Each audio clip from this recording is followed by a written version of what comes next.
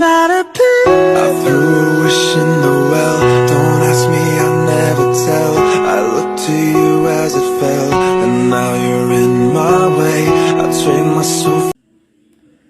Nah teman-teman, sekarang kita akan membahas mengenai judul utama yang pertama tadi, yaitu struktur jaringan pada tumbuhan. Nah, apa itu struktur jaringan pada tumbuhan? Sebelum kita masuk pada struktur jaringan pada tumbuhan ini, saya akan membahas mengenai salah satu pembahasan. Mungkin teman-teman pernah bertanya ya, atau membahas mengenai mengapa sih tumbuhan itu terus berkembang, mengapa tumbuhan itu semakin lama semakin besar.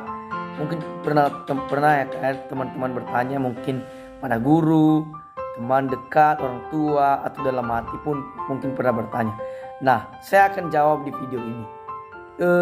Penyebab tumbuhan itu terus berkembang semakin lama semakin besar itu dikarenakan karena sel dalam tumbuhan itu aktif membelah atau terus membelah. Nah, ketika sel-sel dalam tumbuhan itu aktif membelah, maka dapat menyebabkan pertumbuhan pada tumbuhan. Nah, apakah yang terjadi pada sel-sel tumbuhan yang terus membelah itu juga? Nah, sel-sel tumbuhan yang terus membelah itu akan berkumpul dengan jumlah yang sama, bentuk yang sama, sifat yang sama, dan fungsi yang sama menjadi sebuah jaringan. Nah, sebelum kita lanjut lagi pada struktur jaringan pada tumbuhan, saya mau mengingatkan kita, mungkin atau barangkali teman-teman semua ada yang lupa, tidak ingat mengenai tingkatan-tingkatan pada makhluk hidup. Nah, saya akan membahas di sini. Yang pertama, tingkatan pada makhluk hidup itu yang pertama terdiri dari molekul. Kemudian yang kedua sel, yang ketiga jaringan, yang keempat organ, yang kelima sistem organ, yang keenam individu atau organisme, yang ketujuh populasi, yang kedelapan komunitas, yang kesembilan ekosistem, dan yang ke-10 bioma. Dari yang ke-10 ini teman-teman, yang kita pelajari pada hari ini itu bagian yang ketiganya atau urutan yang ketiganya, itu jaringan. Namun kita tidak mempelajari semua jaringan pada makhluk hidup. Di sini saya akan membahas mengenai jaringan pada tumbuhan. Nah, berdasarkan definisi yang telah kita bahas di atas tadi, bahwasanya jaringan ini terdiri dari kumpulan antara sel, maka kita dapat menyimpulkan teman-teman bahwasanya jaringan pada tumbuhan ini merupakan merupakan kumpulan dari sel-sel tumbuhan, sehingga membentuk suatu jaringan. Nah, berdasarkan tipe dan fungsinya, kita dapat membedakan jaringan pada tumbuhan ini menjadi dua kelompok besar, yaitu yang pertama jaringan meristem, dan yang kedua jaringan permanen atau biasa disebut dengan jaringan dewasa. Nah, di kedua tipe jaringan ini kita akan membahas satu persatu. Yang pertama, jaringan meristem. Nah, jaringan meristem ini merupakan jaringan embrionik atau jaringan yang terus membelah dan tidak mengalami diferensiasi. Nah, ciri-ciri dari jaringan meristem ini yaitu yang pertama, dinding selnya tipis, yang kedua nukleusnya besar, yang ketiga sitoplasmanya padat, yang keempat vakuolanya sedikit atau dapat kita simpulkan juga bahkan tidak ada, dan yang kelima selnya tidak menyimpan makanan. Itu yang kelima, selnya tidak dapat menyimpan makanan. Nah, jaringan meristem ini juga memiliki sifat totipotensi yang tinggi. Nah, mungkin teman bertanya setelah mendengar ini, apa itu sih sifat totipotensi yang tinggi? Nah, saya akan menjelaskannya. Sifat totipotensi yang tinggi adalah sifat atau kemampuan sel-sel pada tumbuhan yang mampu menumbuhkan tumbuhan itu menjadi tumbuhan yang lengkap atau tumbuhan yang dewasa yang identik dengan induknya. Nah, itu dia yang dimaksud dengan totipotensi yang tinggi.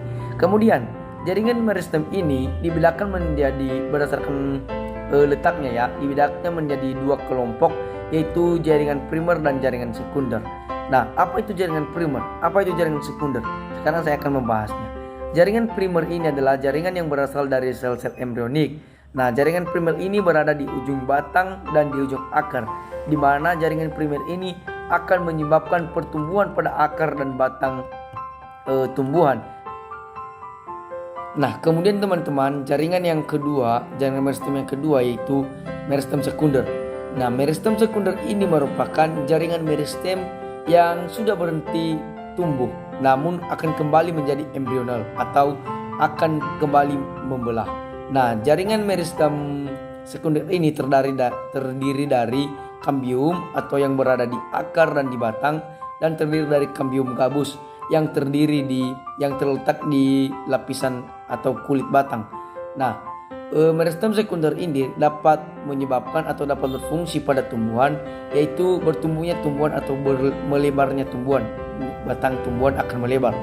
Nah, jaringan meristem ini juga dapat dibedakan berdasarkan tata letaknya. Itu yang pertama jaringan apikal, yang kedua jaringan interkalar, yang ketiga jaringan literal. Nah, apa itu jaringan apikal? Jaringan apikal ini adalah jaringan yang terletak pada ujung akar dan ujung batang tumbuhan.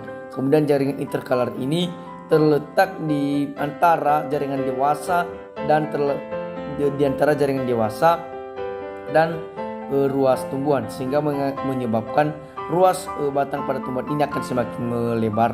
Kemudian jaringan literal adalah jaringan yang berada di permukaan organ, sehingga menyebabkan batang tumbuhan ini melebar. Nah teman-teman, sekarang kita masuk pada jenis jaringan tumbuhan yang kedua, yaitu jaringan permanen atau jaringan dewasa. Nah, jaringan permanen atau jaringan sering disebut dengan jaringan dewasa ini merupakan jaringan tumbuhan yang sudah berhenti membelah, atau jaringan tumbuhan yang telah mengalami diferensiasi dari jaringan sebelumnya, yaitu dari jaringan meristem. Nah, jaringan seperti halnya pada jaringan meristem, yaitu memiliki ciri-ciri khas. Begitu juga teman-teman di jaringan permanen ini atau di jaringan dewasa ini, dia juga memiliki ciri-ciri khusus yang membedakannya dengan jaringan meristem. Yaitu yang pertama, pada jaringan meristem tadi dinding selnya berukuran tipis, namun pada jaringan permanen ini dinding selnya mengalami penebalan. Kemudian pada jaringan meristem tadi vakuolanya berukuran kecil, namun pada jaringan permanen ini vakuolanya berbentuk besar. Kemudian di jaringan permanen ini sitoplasmanya sedikit, kemudian selnya relatif berukuran besar. Nah, kemudian kita dapat membedakan juga jaringan permanen ini dalam 4 kelompok besar teman-teman. Yaitu yang pertama, kelompok jaringan pelindung, yaitu dibedakan menjadi 2 jenis, yaitu jaringan epidermis dan jaringan gabus. Kemudian yang kedua, jaringan dasar dibedakan menjadi 1 jenis aja, yaitu jaringan parenkim. Kemudian jaringan penyongkong dibedakan menjadi 2, yaitu jaringan sklerenkim dan jaringan kolenkim. Kemudian jaringan pengangkut dibedakan menjadi 2, yaitu pembuluh xilem dan floem. Nah, sekarang kita akan membahas nanti satu persatu mengenai dari jenis-jenis dari kelompok-kelompok besar jaringan ini, mulai dari jaringan pelindung, yaitu jaringan epidermis. Nah teman-teman, sekarang saya akan menjelaskan mengenai jaringan epidermis. Nah, jaringan epidermis ini teman-teman berada di bagian luar tubuh tumbuhan. Dia melapisi bagian luar tubuh tumbuhan ini. Nah, jaringan epidermis ini memiliki satu lapisan sel yang tersusun rapat. Nah, mungkin teman-teman bertanya, apakah ada fungsi dari jaringan epidermis ini? Tentu saja ada teman-teman. Ketika sebuah jaringan tumbuhan itu muncul, berarti dia memiliki fungsi di dalam tumbuhan itu.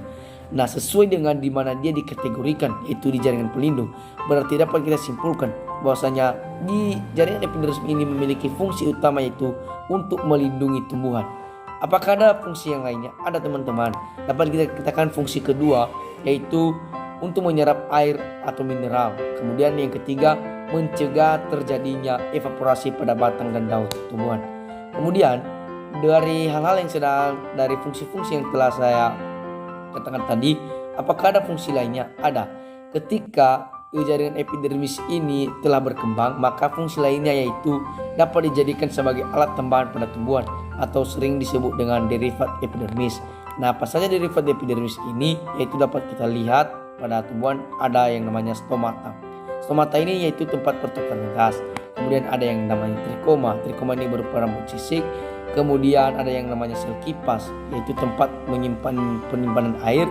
Kemudian ada yang namanya spina atau berupa duri. Kemudian ada yang namanya filamen, tempat menimbulnya air. Kemudian sel kresek, yaitu sebagai sarana pengerasan batang. Nah, kemudian teman-teman, jaringan pelindung yang kedua yaitu jaringan gabus. Mungkin di sini saya tidak selalu menjelaskan secara terperinci. Mungkin ada kesamaannya dengan jaringan epidermis tadi, mungkin dari segi fungsinya. Yaitu fungsi dari jaringan gabus ini itu sebagai pelindung ketika jaringan epidermis ini sudah rusak. Jadi dia menebak. Nah, sekarang teman-teman kita masuk pada jaringan kedua pada jaringan parenkim, yaitu jaringan dasar, di mana terdiri dari satu jenis jaringan yaitu jaringan parenkim. Nah, di dalam jaringan parenkim ini teman-teman terdapat aktivitas penting tumbuhan. Misalnya apa? Misalnya fotosintesis, kemudian sekresi, ekskresi, dan masih banyak lagi aktivitas penting lainnya. Nah, jaringan ini memiliki dinding sel, sitoplasma, dan vakuola. Jaringan ini juga memiliki sel penyusun yang bersifat renggang sehingga terdapat ruang atau rongga di antara selnya. Nah, berdasarkan pembagian fungsinya terdapat 6 jenis jaringan parenkim ini teman-teman, yaitu yang pertama parenkim asimilasi yang itu berfungsi dalam proses fotosintesis, kemudian parenkim udara berada di bagian pengapung tumbuhan, kemudian parenkim penimbun berfungsi sebagai tempat cadangan makanan, kemudian parenkim penutup luka ini merupakan regenerasi dari parenkim baru, kemudian parenkim pengangkut berada pada xilem dan floem, kemudian parenkim air yaitu sebagai tempat mencadangkan air. Nah teman-teman, sekarang kita masuk pada jenis yang ketiga jaringan permanen yaitu jaringan penyongkong. Nah, jaringan penyongkong ini dibedakan menjadi dua jenis, yaitu jaringan sklerenkim dan jaringan kolenkim. Apa yang menjadi perbedaan antara jaringan kedua ini? Yaitu yang pertama, jaringan sklerenkim ini yaitu jaringan yang sudah berhenti membelah teman-teman. Jadi dapat kita katakan jaringan sklerenkim ini yaitu jaringan mati. Sedangkan jaringan kolenkim ini merupakan jaringan yang masih aktif membelah atau dapat kita katakan jaringan hidup. Pada jaringan sklerenkim dapat dibedakan menjadi dua jenis, yaitu serabut dan sklereit. Serabut ini merupakan jaringan yang seratnya panjang dan berkelompok, sedangkan sklereit ini merupakan jaringan yang seratnya pendek. Nah, kemudian masuk pada jaringan keempat yaitu jaringan pengangkut, di mana terdiri dari dua jenis yaitu jaringan xilem dan jaringan floem atau pembuluh xilem dan pembuluh floem. Nah, xilem ini berfungsi untuk mengangkut air dan zat hara dari akar ke daun, sedangkan floem berfungsi untuk menyebarkan makanan yang telah dihasilkan dari proses fotosintesis ke seluruh bagian tubuh tumbuhan. Nah, saya akan menjelaskannya satu persatu. Pada xilem ini terdapat yang namanya unsur trakeal, terdapat juga yang namanya xilem, parenkim xilem, dan serat xilem. Nah teman-teman, ikatan antara pembuluh xilem dan pembuluh floem ini dapat menciptakan yang namanya ikatan angkut atau dapat disebut dengan fasis. Nah, fasis ini dapat dikategorikan menjadi 4 bagian teman-teman, atau menjadi 4 tipe. Yaitu yang pertama, tipe konsentris, di mana tipe konsentris ini menunjukkan letak pembuluh xilem-nya dan pembuluh floem-nya berpusat. Kemudian tipe kolateral, di mana menunjukkan letak xilem dan floem-nya berdampingan. Kemudian tipe bilateral, di mana menunjukkan letak xilem diapit oleh letak floem. Kemudian tipe radial atau tipe yang terakhir itu tipe radial, di mana letak xilem dan floemnya saling berselang-seling. Nah, karena judul pertama telah selesai teman-teman, yaitu struktur jaringan pada tumbuhan. Sekarang kita masuk pada judul yang kedua, yaitu bagian-bagian pada tumbuhan. Nah, bagian-bagian pada tumbuhan ini teman-teman dapat kita bedakan menjadi 3, yaitu akar, batang, dan daun. Saya akan menjelaskannya satu persatu, mulai dari akar. Akar merupakan bagian pada tumbuhan yang umumnya tumbuh di dalam tanah. Nah, ciri-cirinya yaitu yang pertama tidak berbuku-buku, yang kedua tidak berwarna hijau, yang ketiga tumbuh di dalam tanah atau tumbuh menuju pusat bumi atau menuju air, dan yang keempat bersifat teruncing. Nah, fungsi dari akar ini yaitu untuk menambat tubuh tumbuhan di tanah dan untuk juga menyerap air dan mineral. Nah, sistem perakaran dapat dibedakan menjadi 2 jenis, yaitu akar serabut dan akar tunggal. Sekarang saya akan menjelaskan mengenai batang. Batang adalah bagian tumbuhan yang tumbuh di atas tanah. Batang berfungsi sebagai penyongkong tumbuhan yang ada di atasnya. Penyongkong bagian tumbuhan yang ada di atasnya seperti ranting, daun.